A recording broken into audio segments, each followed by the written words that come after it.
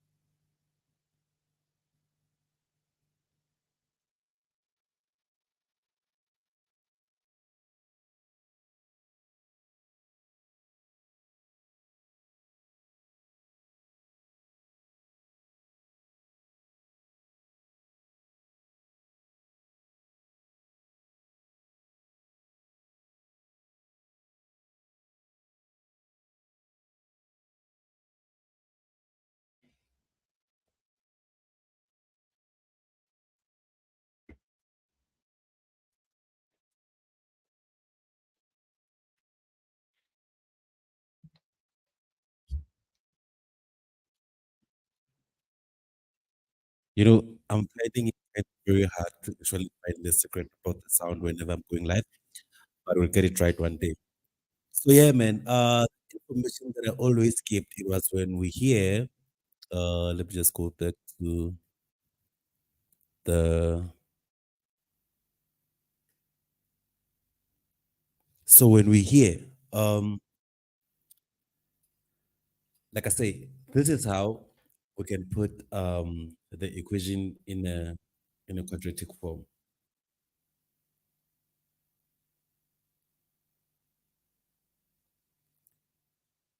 This is how we can put the equation in a quadratic form. But then, well, however, we can transform this equation to the so-called vertex form. That is by completing a square. But at this moment, I think let's go in another, because now sometimes I feel like I've been explaining the law. We haven't even started one on the previous live, and I'm still trying to accomplish the whole situation where we're trying to answer this question as stated, right? The whole point is to answer this question. So yeah, man, coming back here, if we want to write the complex formula into a vector form by completing a square, that's when there's gonna be um x now is equals to x minus p plus q. At different variables, different variables are used in this section, but it's just to state that the turning point is just its value, a positive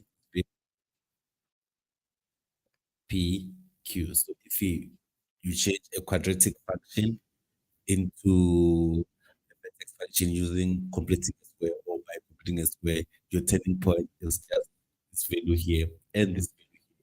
So by saying this, we all can see that this function, let me rewrite it properly.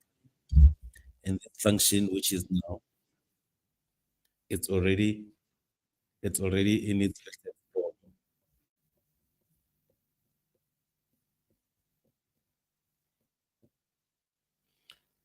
Because now in this case we have f of x is equals to minus x minus 3 squared plus 4. And the biggest mistake I've skipped here is that the vector form must have a square here, and that's how the vector form should be. So we have this situation which is exactly similar to this. And I've said when I extract the turning point from here, the turning point from for the situation would have been just P and Q, P and Q. So because value question 5.1 is too much. If you want to extract the turning point from there, or someone just corrected me, here is a plus. And the formal vertex should be minus there. So if it's a plus, just take it as a minus. If it's a minus, just take it as a plus when you take it to your turning point there.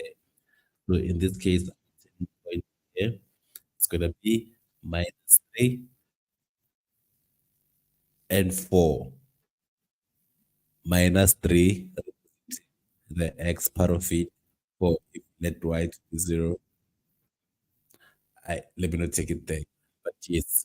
No. It has nothing to do with that story. So it's just that the minus three represent this part of the turning point, and the four represent the turning point.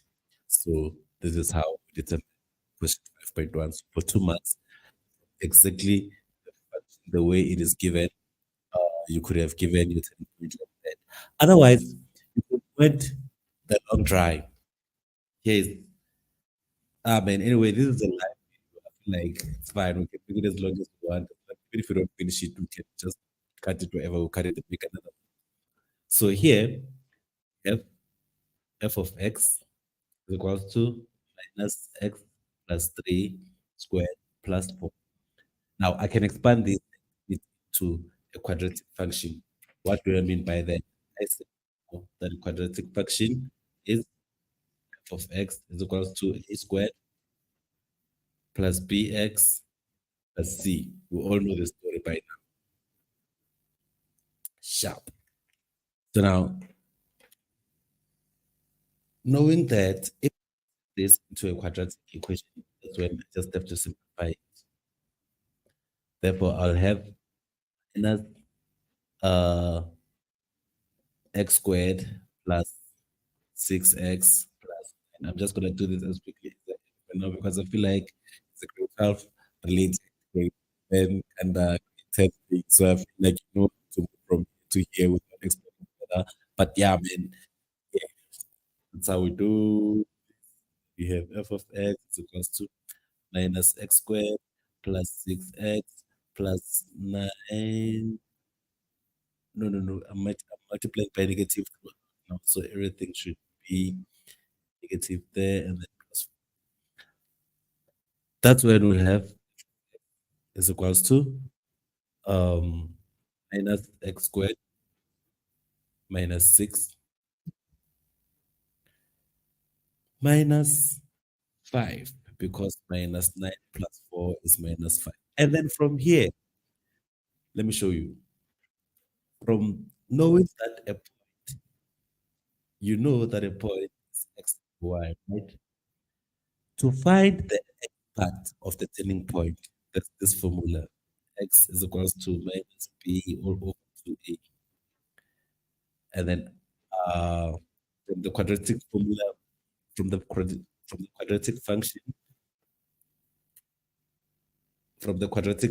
you already know that um, your a is going to be minus 1 in this case, your b is going to be minus 6 in this case, and then your value of c is going to be minus 5 in this case.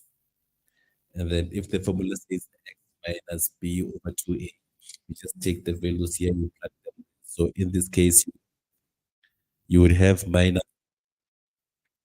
uh, minus b is minus 6 all over 2a is minus 1. And what would you get for this? It's going to be 6 divided by 2, which is minus 3, And then you take the value here, you substitute it to the original f of x, and then you'll get the same value as before. Because if you put minus 3 there, minus 3 plus 3 is 0. 0 squared is 0. Minus 0 doesn't go. So minus, it's just going to be positive 4, which is going to be 4. As a result, it would be 4, minus 3 and 4.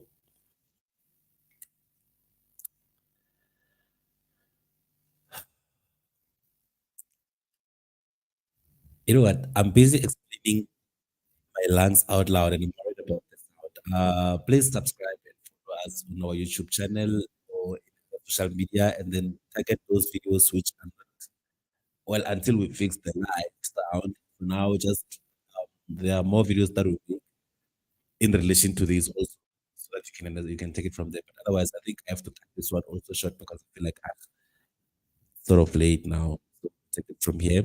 We'll do 5.2 tomorrow or whenever time I get to go live again. Otherwise, this is Simplified RSA. The guys makes it look easy. We just want everyone to just subscribe to any social media that you're consuming from. so it can interact with a better sound than this, because I'm trying to figure this out. Because like now I should be going live in different media platforms, but then it's the sound. But like I'm saying, when I get it right, because at least the video, the time to up everything and edit. I don't have to talk a lot, man. Out.